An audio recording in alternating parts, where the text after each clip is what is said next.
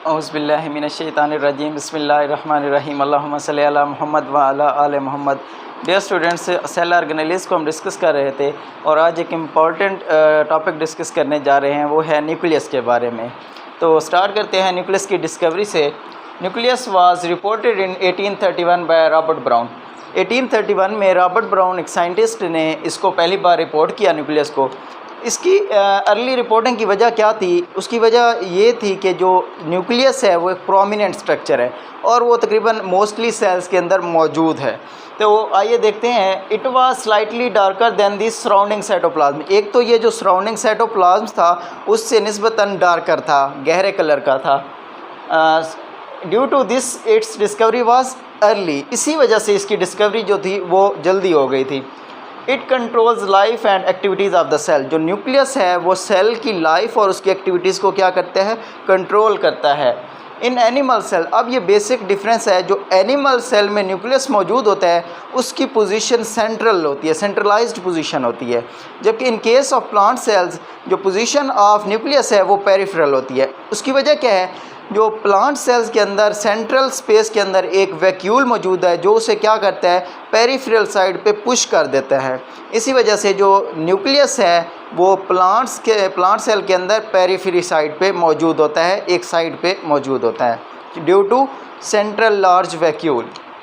अब देखें, जो न्यूक्लियस है उसकी बेस पे सेल्स या ऑर्गेनिजम्स वो तीन तरह के हो सकते हैं: मोनोन्यूक्लिएट, बाइन्यूक्लिएट या मल्टीन्यूक्लिएट। ये देखें, मोनोन्यूक्लिएट ऐसा सेल जिसके अंदर एक न्यूक्लियस मौजूद हो उसे हम कहेंगे मोनोन्यूक्लिएट। ऐसा सेल जिसके अंदर दो न्यूक्लियस मौजूद हों उन्हें हम नाम देंगे बाइन्यूक्लिएट। और ऐसा सेल जिसके अंदर दो या दो से ज़्यादा न्यूक्लियस मौजूद हों उनको हम नाम देंगे मल्टीन्यूक्लिएट का। अब बात करते हैं, nucleus is visible only during non dividing stage. जो न्यूक्लियस होता है वो हर वक्त विजिबल नहीं होता, वो सिर्फ़ और सिर्फ non dividing stage of the cell वो हमारे पास विजिबल होता है। उसकी रीज़न क्या है वो हम आगे डिस्कस करेंगे कि ये सिर्फ visible dividing stage, non dividing stage के ऊपर ही क्यों होता है, डिवाइडिंग स्टेज के अंदर विजिबल क्यों नहीं होता। It contains chromatin network and soluble SAP called the nucleoplasm. जो न्यूक्लियस है एक तो उसके अंदर क्रोमेटिन मटेरियल मौजूद होता है, डार्कली स्टेन्ड बॉडी, और साथ साथ उसके न्यूक्लियोप्लाज्म भी मौजूद होता है। In dividing stage nucleus is despaired and chromatin is converted into thread like chromosome. अब देखें, जो डिवाइडिंग स्टेज होगी उसमें जो न्यूक्लियर मटेरियल क्रोमेटिन मटेरियल है वो क्या हो जाएगा? थ्रेड लाइक स्ट्रक्चर्स में कन्वर्ट हो जाएगा, जिन्हें हम नाम देते हैं क्रोमोसोम्स का। The hereditary material is in the form of chromosome. अब जो हेरिडिटरी मटेरियल है जो कि नेक्स्ट जनरेशन में जाता है वो क्या है? हमारे पास क्रोमोसोम ऑफ द न्यूक्लियस है। अब देखें, जो न्यूक्लियस की कंपोजिशन है वो क्या है? RNA, protein and enzymes form the composition of the nucleus. RNA मौजूद है, प्रोटीन मौजूद है, इसके साथ साथ एंजाइम्स मौजूद हैं। Nucleus consist of four thing. चार चीज़ों पर न्यूक्लियस मुश्तमिल है। सबसे पहले देखें, न्यूक्लियर मेम्ब्रेन है, न्यूक्लियोलस है, न्यूक्लियोप्लाज्म है और क्रोमोसोम है। अब वन बाय वन इसकी हम एक्सप्लेनेशन देखते हैं। सबसे पहले nuclear membrane. It separates nucleus from the cytoplasm. जो न्यूक्लियर मेम्ब्रेन है वो साइटोप्लाज्मिक मटेरियल और न्यूक्लियर मटेरियल को क्या करती है? सेपरेट रखती है। अब जो न्यूक्लियर मटेरियल यानी कि न्यूक्लियोप्लाज्म और साइटोप्लाज्म को जो चीज़ डिस्टिंग्विश कर रही है, जो इन्हें एक दूसरे से जुदा रख रही है, जो इनको सेपरेट कर रही है, वो है nuclear membrane. Nuclear membrane is actually not a membrane, it is an envelope. और हमें पता है कि इन्वेलप दो मेम्ब्रेन्स पर मुश्तमिल होता है। अब जो न्यूक्लियर मेम्ब्रेन है, न्यूक्लियर इन्वेलप है, वो भी दो मेम्ब्रेन्स पर मुश्तमिल है। और वो जो दो मेम्ब्रेन्स हैं वो किसी ना किसी पॉइंट पर आपस में क्या हो रही हैं? जॉइंटेड हो रही हैं, मिल रही हैं। और वो जिन पॉइंट में आपस में जॉइंट हो रही हैं या मिल रही हैं उनको हम नाम देते हैं न्यूक्लियर पोर्स का नाम दे देते हैं। अब देखिए, जो आउटर मेम्ब्रेन होगी वो क्या करेगी? वो कंटिन्यूस होगी विद एंडोप्लाज्मिक रेटिकुलम। हम लास्ट टाइम डिस्कस कर चुके हैं इसे कि endoplasmic reticulum is continuous with the plasma membrane with the nuclear membrane of the nucleus. अब जो इसकी इनर मेम्ब्रेन है वो क्या करती है? न्यूक्लियर मटेरियल को क्या इनक्लोज करती है? इनर मेम्ब्रेन न्यूक्लियर मटेरियल को इनक्लोज करती है, आउटर मेम्ब्रेन एंडोप्लाज्मिक रेटिकुलम के साथ कंटिन्यूस होती है, अटैच्ड होती है या जुड़ी हुई होती है। Nuclear pores junction points of the two membranes. अभी मैंने आपको बताया जो पोर्स हैं न्यूक्लियर, वो दो मेम्ब्रेन्स का जंक्शन पॉइंट है और इन्हीं न्यूक्लियर पोर्स के through material movement take place होती है। अब जो न्यूक्लियर पोर्स की तादाद है वो मैच्योर और इमेच्योर सेल्स में डिफरेंट होती है। अब देखें, जो इमेच्योर सेल्स होगा वो डेवलप हो रहा होगा और डेवलपमेंट के दौरान उसे ज़्यादा मटेरियल की ज़रूरत होगी, इसीलिए जब मटेरियल की रिक्वायरमेंट ज़्यादा है तो इसका मतलब एक्सचेंज ऑफ मटेरियल भी ज़्यादा होना चाहिए। जब एक्सचेंज ऑफ मटेरियल ज़्यादा होना ज़रूरी है तो उसका मतलब न्यूक्लियर पोर्स भी ज़्यादा होना चाहिए। इसीलिए जो इमेच्योर सेल्स हैं उनके अंदर न्यूक्लियर पोर्स की तादाद ज़्यादा होती है। जैसे कि एग्जांपल है जो अनडिफरेंशिएटेड सेल्स हैं, ज़ाइगोट है, उसके बाद उसके में क्लीवेज होती है, उसके अंदर 30,000 पर न्यूक्लियस न्यूक्लियर पोर मौजूद होते हैं। इसी तरह जब मेच्योर सेल हो जाता है, उसके अंदर डेवलपमेंट हो चुकी होती है, मेच्योरिटी आ चुकी होती है, तब उसके अंदर एक्सचेंज ऑफ मटेरियल बहुत कम रिक्वायर होता है। जब एक्सचेंज ऑफ मटेरियल की रिक्वायरमेंट कम है तो इसका मतलब है न्यूक्लियर पोर्स की तादाद भी उसमें कम होनी चाहिए। अब एक एग्जांपल यहाँ पे कोट की गई है, जो हमारे पास एरिथ्रोसाइट्स हैं, मेच्योर रेड ब्लड सेल्स हैं, उनके अंदर 3 to 4 न्यूक्लियर पोर्स पर न्यूक्लियस मौजूद होते हैं। अब जो दूसरी चीज़ हमारे पास न्यूक्लियस के अंदर मौजूद है वो है न्यूक्लियोलस।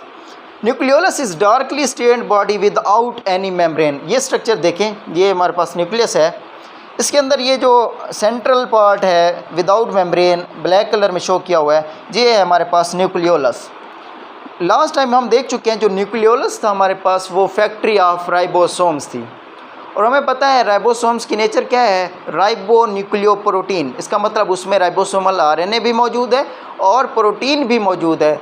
अगर राइबोसोमल आरएनए भी मौजूद है, प्रोटीन भी मौजूद है, किस में, राइबोसोम के अंदर, और हम कह रहे हैं राइबोसोम कहाँ बनते हैं, न्यूक्लियोलस के अंदर, तो इसका मतलब न्यूक्लियोलस में कहीं ना कहीं राइबोसोमल आरएनए भी मौजूद होना चाहिए और प्रोटीन भी मौजूद होनी चाहिए। तो ये देखें, जो इसकी पेरिफेरल साइट होगी, साइड वाला हिस्सा होगा, इसके अंदर प्रिकर्सर्स ऑफ राइबोसोमल आरएनए मौजूद होंगे। क्या मौजूद होंगे, ये देखें, इस एरिया में जो इसके साइड एरिया है यहाँ पे प्रिकर्सर्स ऑफ राइबोसोमल आरएनए मौजूद होंगे। इसका जो सेंट्रलाइज्ड फिब्रिल एरिया है उसमें आरएनए मौजूद होगा और राइबोसोमल डीएनए मौजूद होगा ये यहाँ पे भी मैंने मेंशन कर दिया है। Ribosomal RNA is synthesised and stored in the nucleolus. Peripheral area consists of precursors of ribosomal RNA. The central fibril area consists of RNA and ribosomal DNA. Ribosomes are assembled in the nucleolus. एक statement है बहुत important कि जो ribosomes हैं वो बनते तो nucleolus के अंदर हैं बट फंक्शनल नहीं होते न्यूक्लियोलस के अंदर। उन्हें फंक्शनल होने के लिए साइटोप्लाज्म के अंदर आना पड़ता है। वो किसके थ्रू साइटोप्लाज्म तक पहुँचेंगे, थ्रू न्यूक्लियर पोर्स। अब जब असेंबल्ड हो जाएंगे राइबोसोम, वो न्यूक्लियस पोर के थ्रू साइटोप्लाज्म के अंदर चले जाएंगे और वहाँ जाके अपनी फंक्शनल एबिलिटी शो करेंगे। ये हो गया यहाँ तक। अब एक और इम्पॉर्टेंट जो फैक्टर मौजूद है न्यूक्लियस के अंदर वो है क्रोमोसोम्स। हमने पहले बात की, जो न्यूक्लियस है वो हर वक्त विजिबल नहीं होता, डिवाइडिंग स्टेज के अंदर वो विजिबल नहीं होता, ना डिवाइडिंग स्टेज के अंदर विजिबल होते हैं। जब डिवाइडिंग स्टेज आ जाती है, जो क्रोमेटिन मटेरियल है वो थ्रेड लाइक स्ट्रक्चर्स में कन्वर्ट हो जाता है। उन स्ट्रक्चर्स को हम नाम देते हैं क्रोमोसोम्स का। Nucleus is often stained with basic dye because of the chromatin material. During cell division chromatin material is converted into darkly stained thread-like structures known as chromosomes. It consists of arms and centromere. अब एक structure मैंने दिखाया है generalised chromosome का। इसमें ये देखें, ये इसके आर्म्स हैं और ये सेंट्रलाइज पार्ट जो इसका है वो है सेंट्रोमियर। अब ये क्या होगा, जब सेल डिवीजन के दौरान सेंट्रोमियर स्पिंडल अटैचमेंट में इन्वॉल्व होगा। जो ये कंप्लीट स्ट्रक्चर क्रोमेटिड कहलाता है। ये कंप्लीट स्ट्रक्चर जिसमें आर्म्स भी हैं, सेंट्रोमियर भी हैं, क्रोमेटिड कहलाता है। Chromatid is the exact replica of the chromosome. क्या मतलब कि जो क्रोमेटिड है वो बिल्कुल अक्स है, रेप्लिका है, कॉपी है किसकी, क्रोमोसोम की। इसका मतलब क्रोमोसोम की कॉपी को क्या कहते हैं, क्रोमेटिड कहते हैं। ये देखें, ये सिंगल क्रोमेटिड है, बाइक्रोमेटिड भी होते हैं। It consists of arms and centromere. Arms or centromere. Centromere is place of attachment of the spindles. Chromosome is composed of DNA and protein. अब क्रोमोसोम्स किस पर कंसिस्ट करता है? डीएनए और प्रोटीन पर।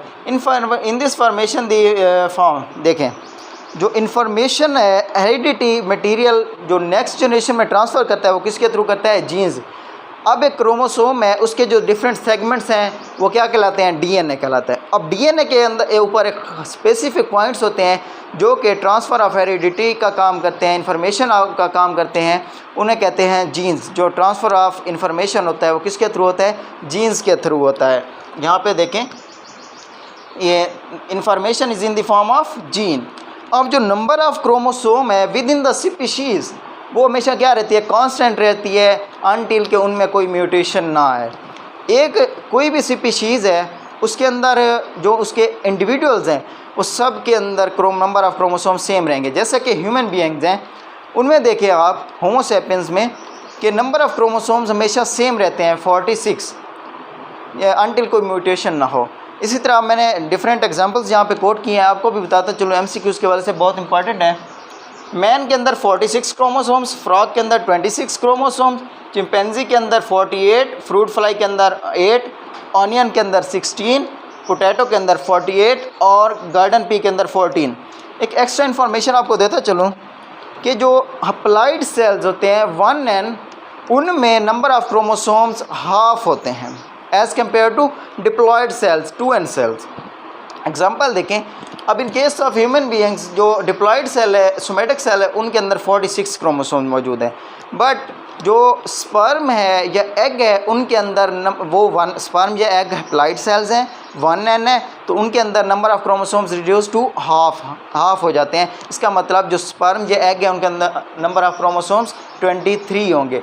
तो डियर स्टूडेंट्स, ये था आज का लेक्चर। उम्मीद करता हूँ कि आपको समझ में आ गया होगा। अगर फिर भी कोई प्रॉब्लम है, कोई क्वेश्चन है, तो आप कमेंट सेक्शन में ज़रूर बताइए, इंशाल्लाह मैं ज़रूर रिस्पांस दूंगा उसका।